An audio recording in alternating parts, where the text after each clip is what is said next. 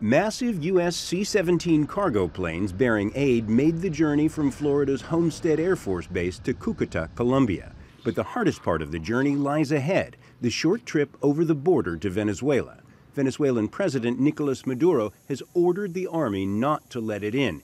He says the aid comes with strings from the U.S., which he says plans to use it as a Trojan horse to overthrow his regime.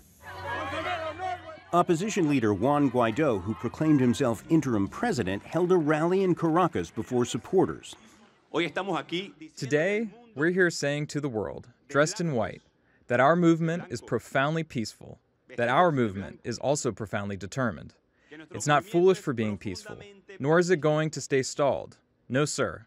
It is profoundly determined that not only humanitarian aid enter, but that the usurpation stops once and for all. The U.S. military airlifted tons of aid, hoping to undermine Maduro in his struggle against Guaido, who now has the backing of more than 50 nations, including the U.S.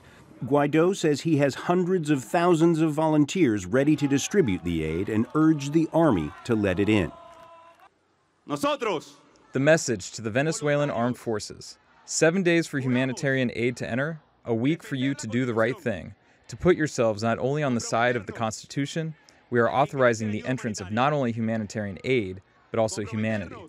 It's no exaggeration to say the aid comes with strings. The U.S. operation is designed to foment regime change, and that's why much of the international aid community is not joining in.